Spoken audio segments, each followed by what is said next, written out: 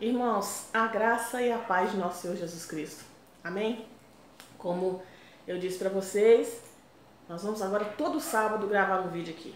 E durante toda essa semana eu estive ali orando e conversando com algumas pessoas e vendo as notícias da televisão, e nasceu no meu coração o desejo de falar sobre um tema que é um pouco polêmico, porque as pessoas têm linhas doutrinárias diferentes, têm linhas teológicas diferentes, mas nós vamos ater pura e exclusivamente ao que diz a Escritura. E nós vamos falar hoje sobre sinais dos tempos, os tempos do fim. Será que nós estamos no tempo da volta de nosso Senhor? Será que esse coronavírus e outras coisas que têm acontecido na humanidade são sinais de que Jesus está às portas e logo virá buscar a sua igreja? Nós vamos fazer aqui uma breve reflexão no Evangelho de Mateus, no capítulo 24, que é um capítulo muito conhecido, eu acredito que todos os irmãos já leram. Aquele que não leu, leia, que Jesus começa ali no início do capítulo 24, vai até o verso 46 do capítulo 25, falando do fim dos tempos, de como se dará e dando orientações. Eu vou ler aqui apenas os versos 4 ao 13, aqui rapidamente, para a gente poder se ater aqui. E Jesus respondendo lhes disse: acautelai-vos que ninguém vos engane, porque muitos virão em meu nome, dizendo eu sou o Cristo, e enganarão a muitos. E ouvireis de guerras e de rumores de guerras. Olhai e não vos assusteis, porque é necessário que isso aconteça, mas ainda não é o fim. Porque se levantará nação contra nação e reino contra reino, e haverá fomes e pestes e terremotos em vários lugares. Mas todas essas coisas são apenas o princípio das dores.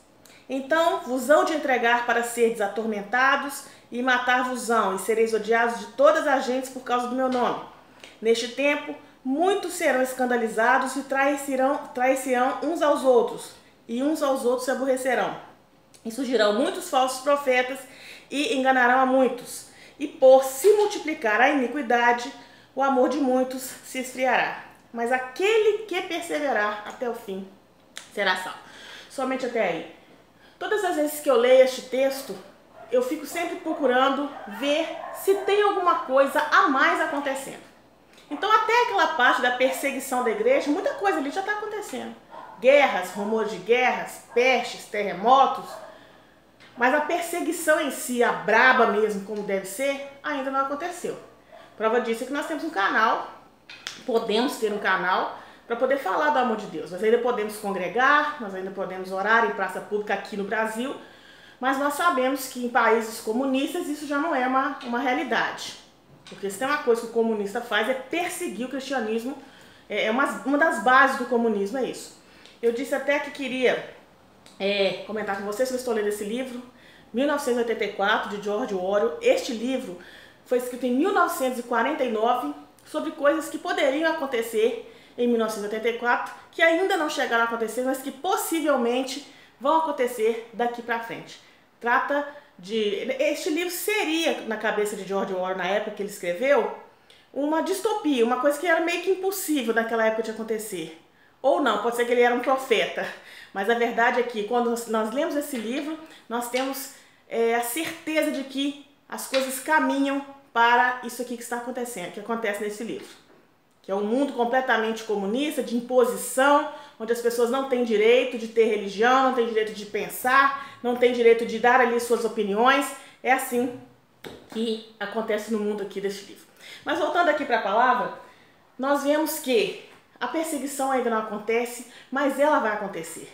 E embora ainda não esteja acontecendo essa perseguição, nós temos que nos atentar para o seguinte: o cristão, aquele que teme a Deus, ele não pode ser uma besta quadrada que vive a vida toda como se o mundo fosse eterno, que vive o tempo todo como se Jesus não fosse voltar. Às vezes eu falo isso para as pessoas têm várias teorias. Ah, mas Jesus não volta agora. Ah, mas tem muita coisa para acontecer.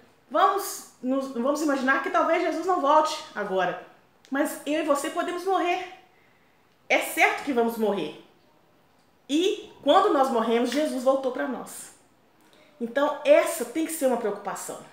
Eu conversando essa semana lá na escola com uma grande amiga minha, inclusive pastora, grande mulher de Deus, e ela pensa como eu.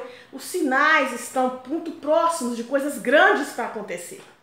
Eu sei que muitos dos irmãos que podem estar vendo esse vídeo talvez não vão concordar comigo quando eu digo que a própria pandemia de coronavírus é um sinal grande da volta de nosso Senhor. Sinal grande do princípio das dores. Eu não estou querendo dizer por isso que Jesus vai voltar agora, que Jesus vai voltar ano que vem, mas eu quero dizer que as pedras estão se movendo para que o anticristo venha se levantar no meio deste mundo. A nova ordem mundial, ela avança muito rapidamente. Se você tem aí acesso à internet, você pode pesquisar canais de estudiosos e até de pessoas isentas que têm estudado e visto o que tem acontecido lá na Europa, no Reino Unido, o que aconteceu no Japão, na Rússia. Todo mundo foi cerceado ali dos seus direitos, do seu direito de ir e vir. Um grande colapso econômico virá sobre este planeta. Alguns estudiosos acreditam que será pior do que a Grande Depressão de 1929, que foi a pior depressão financeira do mundo, uma grande recessão, não há emprego, não há dinheiro, não há alimentos. Tudo isso para quê? Para começar a traçar ali o cenário, o palco, para que o anticristo se levante e venha trazer, como diz lá a palavra, a paz e a segurança, trazer ali um concerto entre palestinos e israelenses. E aí, começando ali o reinado dele, teria início os 7 últimos anos da Terra como nós a conhecemos.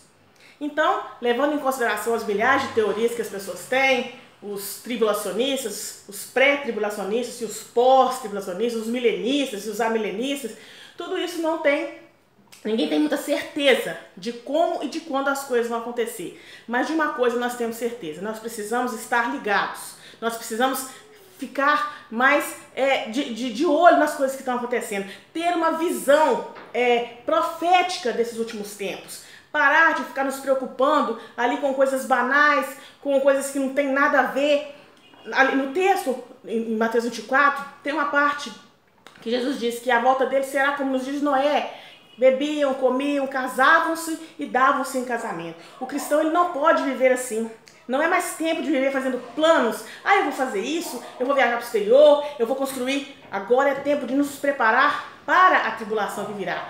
Orar por aqueles que ainda não se converteram. Ficar firmes no Senhor e ter maturidade espiritual. Nós precisamos parar de viver bebendo leitinho, eternamente leitinho. Jeová, eu não aguento. Senhor, grande é a prova que estás mandando sobre mim. Não, gente, nós somos pessoas que têm que estar firmes, têm que estar fortes no Senhor. E como que se faz isso? Orando, jejuando, lendo a Bíblia e vigiando. Não é tão difícil assim. Então, a minha preocupação e o meu conselho para você, né, nesta noite de sábado é que nós possamos ficar ligados naquilo que está por vir sobre essa terra. Você pode não concordar comigo, você pode achar que é mais uma louca que está aí pensando em coisas do fim do mundo, Jesus não vai demorar muito para vir. Eu respeito a sua opinião, meu irmão, mas os sinais são claros, as coisas estão acontecendo, a igreja precisa se posicionar. Eu vejo as igrejas hoje no Brasil vivendo como times de futebol. Se a minha igreja não for chamar atenção a respeito disso, então eu não participo. Se o meu pastor não for o líder dessa determinada coisa, eu não participo. O meu ministério tem que aparecer. Não, meu querido. Quem tem que aparecer é Cristo. O nome que tem que sobressair é o de Cristo. Nós precisamos nos unir. Eu conversando também com uma outra amiga minha, também grande mulher de Deus, nós falamos sobre isso. Sobre por que as igrejas, principalmente aqui na nossa cidade, que é uma cidade pequena, por que não se unem?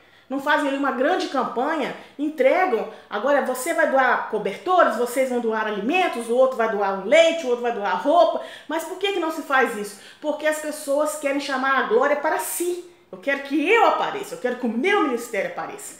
E Cristo não está nisso, infelizmente. Então nós precisamos ter uma visão de unidade e de humildade, para que nós possamos caminhar bem neste tempo que vem. E eu acredito que vai vir agora, só piora, só piora, só piora. E se nós não estivermos preparados com humildade para vivermos em unidade, vai ser complicado passar por isso aí. Eu particularmente acredito que a igreja passa pela tribulação sim, porque eu não vejo hoje uma igreja preparada para subir com Cristo. Infelizmente tem um mínimo de pessoas que estão preparadas. A igreja está muito corrompida, entendeu? Muito voltada para dinheiro, uma mentirada, cheia de divórcios, milhões de divórcios, novos casamentos e um monte de adultério. Tem muita coisa errada dentro da igreja. Infelizmente, hoje os pastores têm medo, não sei o que acontece. Eu tô falando genericamente, tá, gente? Tô falando de pastor A e de pastor B, não. Mas eu vejo os pastores que têm medo de pregar sobre o fim do mundo, medo de pregar o inferno, medo de pregar o pecado, fica ali com jeitinho, mas se eu falar, o irmão vai sair. Ele que sai. Eu acredito que a gente tem que pregar a palavra, a gente tem que pregar Cristo e aquilo que ele pregou. Se as pessoas não gostarem, a gente tem que fazer a nossa parte e deixar o Espírito Santo fazer a dele. Então é isso que eu tenho para você nessa noite. Que nós possamos estar ligados neste tempo. E que a gente possa não só ficar procurando notícia de internet, de televisão, mas principalmente dobrar o nosso joelhinho no nosso quarto, colocar a nossa mente ligada em Cristo, esperar do Espírito Santo a notícia e as notícias do que vem por aí. Que Deus te abençoe, que você tenha um fim de semana maravilhoso, guardado e protegido pela maravilhosa graça de nosso Senhor Jesus Cristo. Fique na paz.